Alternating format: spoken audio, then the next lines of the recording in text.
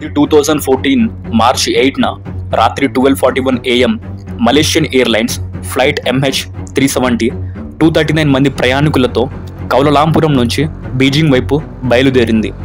Takeoff అయిన 40 మినిట్స్కే radar నుంచి అదృశ్యమైపోయింది.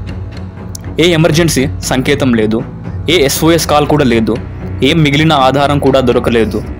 20కి పైగా దేశాలు గాలింపు చర్యలు చేపట్టాయి.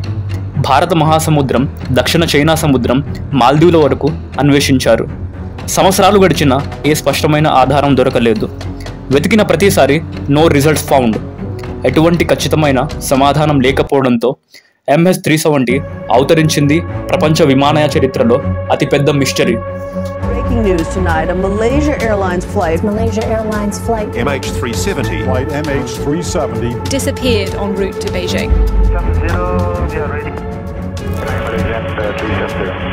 ended in the southern Indian Ocean.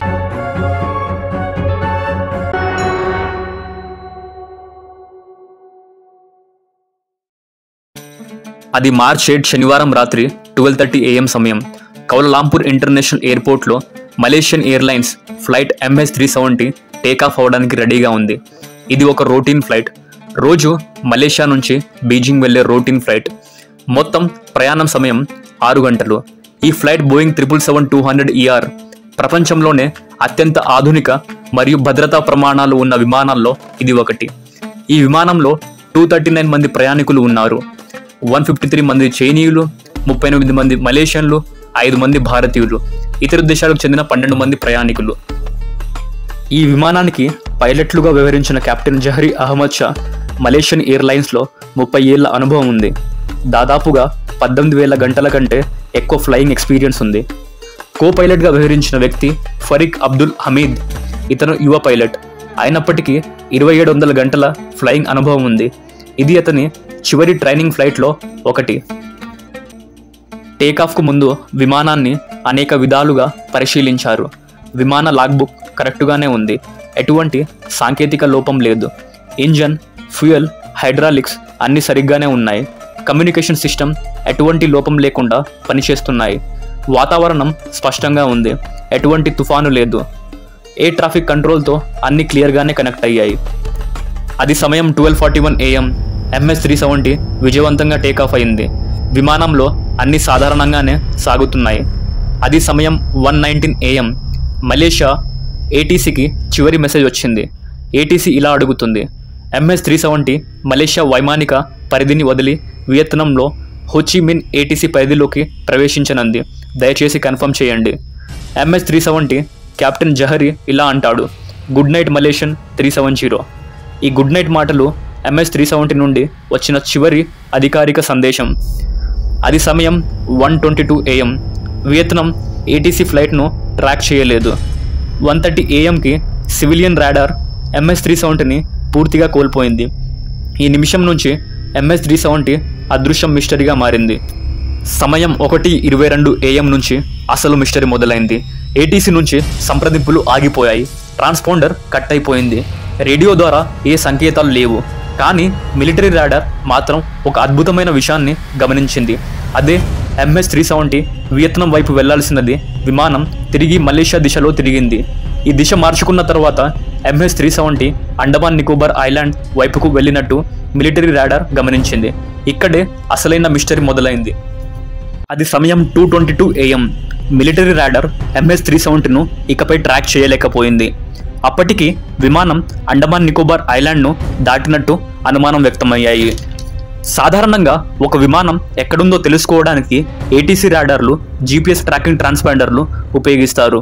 కానీ MH370 అదృశ్యమైన తర్వాత ఏ ఆధారాలు లేకుండా పోయాయి. అయితే బ్రిటన్కు చెందిన ఇన్మారస్ టెలికమ్యూనికేషన్ శాటిలైట్ MH370 నుండి వచ్చే సిగ్నల్ పింగ్ను పసిగట్టింది. అది సమయం 8:11 AM. చివరిసారిగా పింగ్ వచ్చింది. ఇది MH370 విమానాన్ని సౌత్ ఇండియన్ ఓషన్ భాగంలో ఎక్కడో ఉన్నట్లు ప్రకటించింది. అంటే విమానం గాలిలో ఇంకా 7 గంటల పాటు ప్రయాణించినట్టు తేలింది. కానీ ఎక్కడా ల్యాండ్ కాలేదు. ఏ SOS కాల్ లేదు. ఏ ప్రయాణికుడు కూడా కనబడలేదు. అంటే విమానం గాలిలో ఫ్యూయల్ అయిపోయి సముద్రంలో కూలి ఉంటుందా? మార్చ్ 8 సమయం 6:30 AM బీజింగ్ ఎయిర్పోర్ట్లో ప్రయాణికుల బంధువులు కుటుంబాలు ఎదురు చూస్తున్నారు. కానీ MS-370 అక్కడ కనిపించలేదు. అది సమయం 6:45 AM మలేషియన్ ఎయిర్లైన్స్ అధికారిక ప్రకటన, we have lost contact with MS-370. ఆ వార్త విన్న ప్రయాణికుల కుటుంబాలు బంధువులు గందరగోళంగా మారిపోయారు. మలేషియన్ ప్రభుత్వం ఎమర్జెన్సీ హై అలర్ట్ ప్రకటించింది.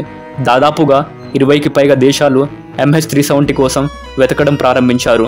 Malaysia, China, India, America, Australia, Vietnam, Thailand, Indonesia, France, Britain, Japan ఇలా ఎన్నో దేశాలు సెర్చ్ ఆపరేషన్లో పాల్గొన్నాయి.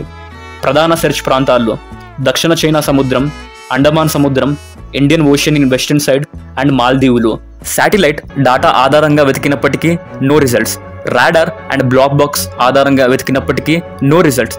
అసలు MS-370 ఎయిర్ క్రాఫ్ట్ ఏమైంది? హైజాక్ జరిగిందా, లేదా పైలట్ మతి స్థిమితం కోల్పోయాడా, లేదా సాంకేతిక సమస్యల వల్ల కూలిపోయిందా? అసలేం జరిగింది? MS-370 అదృశ్యం వెనక అనేక వాదనలు సిద్ధాంతాలు ఉన్నాయి. కొందరు ఇది సాంకేతిక లోపం వల్ల జరిగిందని భావిస్తారు. మరికొందరు హైజాక్, కుట్ర సిద్ధాంతాలు, అమెరికా ఇంటర్వెన్షన్, పైలట్ సూసైడ్ వంటివి నమ్ముతుంటారు. కానీ ఏది నిజమో ఇప్పటి వరకు ఎవరికీ తెలియదు. దీనికి సంబంధించినది ఎన్నో వాదనలు మరి సిద్ధాంతాలు వచ్చాయి. దీన్ని ఇప్పుడు పరిశీలిద్దాం. First one, pilot suicide. Captain Zaharie Ahmad Shah 53 ఏళ్ల అనుభవజ్ఞుడు, 18,000 గంటల ఫ్లైట్ అనుభవం ఉన్న పైలట్. కానీ విమానం అదృశ్యమైన తరువాత ఆయనపై అనేక అనుమానాలు వ్యక్తమయ్యాయి.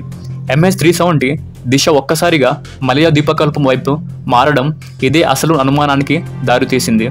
సాంకేతికంగా ఆకార్స్ అండ్ ట్రాన్స్పాండర్ ఆఫ్ చేయడం పైలట్ చేతిలో మాత్రమే సాధ్యం. MS-370 రాడార్ కంట్రోల్ విసిగిపోయిన చోట మళ్ళీ మార్గం మార్చుకుంది. ఇది ఇంటెన్షనల్ యాక్షన్ అని అనుమానం. అమెరికా FBI తనిఖీలు జరిపితే జహరీ ఇంటి కంప్యూటర్లో ఫ్లైట్ సిమ్యులేషన్ భారత్ మహాసముద్రం దక్షిణం ప్లాన్ చేసినట్టు ట్రయల్స్ లభించాయి. కానీ ఇది నిజంగా ఓ నిర్దేశిత ఆత్మహత్య మిషన్ అన్నందుకు సాక్ష్యాలు లేవు. Next one, hijacking. విమానం మార్గాన్ని అనూహ్యంగా మార్చడం, ఆకార్స్ అండ్ ట్రాన్స్పాండర్ సిగ్నల్స్ సడన్గా ఆఫ్ కావడం, ప్రయాణికుల నుంచి ఒక ఎమర్జెన్సీ కాల్ రాకపోవడం. విమానంపై ఎవరు గన్ లేకుండా హైజాక్ చేయడం సాధ్యమేనా? అయితే హైజాకర్లు విమానాన్ని ఎందుకు వదిలేశారు? ర్యాన్సమ్ డిమాండ్ చేశారా? అది కూడా లేదు. ఇది మరింత అనుమానాస్పదం. నెక్స్ట్ థియరీ వచ్చేసి సాంకేతిక లోపం, కాక్పిట్ హైపోక్సియా. హైపోక్సియా అంటే ఆక్సిజన్ సరఫరా తక్కువ కావడం. కాక్పిట్లో గాలి తగ్గిపోయి పైలట్ అండ్ క్రూ మెంబర్స్ స్పృహ తప్పిపోయి ఉండవచ్చు. ఆ తర్వాత విమానం ఆటో పైలట్ మోడల్లో ఎక్కడైనా వెళ్ళి సముద్రంలో పడిపోయి ఉండవచ్చు. కానీ విమాన శకలం అంతా ఎందుకు దొరకలేదు? ఇది కూడా ఒక పెద్ద అనుమానమే. నెక్స్ట్ థియరీ వచ్చేసి అమెరికా కుట్ర. MS-370 అదృశ్యానికి ముందు అమెరికా నౌకలు డియోగో గార్జియా వద్ద ఉన్నాయన్నదే ఓ సిద్ధాంతం. MS-370పై అమెరికా మిసైల్స్ ప్రయోగించి సీక్రెట్గా కవర్ చేశారా? MS-370లో రహస్య మిలిటరీ టెక్నాలజీ ఉన్నారా అన్నదే అనుమానం. కానీ అధికారికంగా దీనిపై ఎటువంటి ఆధారాలు లేవు. మరి MS-370 చివరి ఆచూకీ ఏమైంది? ఏమైనా ఆధారాలు లభించాయా? అవి ఇప్పుడు చూద్దాం. 2015లో రీయూనియన్ ద్వీపం ఫ్లాపెరోన్ విమాన రెక్క భాగం లభ్యం. ఇది MS-370కి చెందినదే అని ధృవీకరించారు.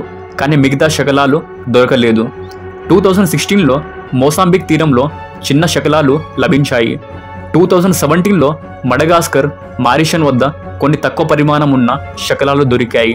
కానీ ఇవి ఎంతవరకు నిజమైన ఆధారాలు అన్నది అనుమానాస్పదమే.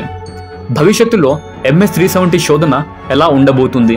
ఓషన్ ఇన్ఫినిటీ మరోసారి శోధన చేయాలని భావిస్తుంది. AI అండ్ డ్రోన్ సహాయంతో నూతన సాంకేతికతో విమానం శకలాలను వెతుకుతారు. మునుపటి మిస్సింగ్ ఫ్లైట్లను కనిపెట్టిన విధానం ఆధారంగానే MS-370 కూడా కనిపెట్టగలరా? మహాసముద్రంలో లోతులో MS-370 శకలాలు దొరికే అవకాశం ఏమైనా ఉందా? ఈ మిస్టరీ ఎప్పటికైనా వీడుతుందా? MS-370 మిస్టరీ ప్రపంచ విమానయాన చరిత్రలో అతిపెద్ద అపరిష్కృత రహస్యం. ఇది ఒక సాంకేతిక లోపం మాత్రమేనా, లేక మరేదైనా కారణం ఉందా? 11 ఏళ్లుగా ఇది మిగిలిన ప్రశ్నలకు సమాధానం దొరికే అవకాశం ఉందా? మీ అభిప్రాయం ఏమిటి? MS-370 అదృశ్యానికి అసలు కారణం ఏమై ఉండొచ్చు? కామెంట్ రూపంలో తెలియజేయండి. Thank you friends.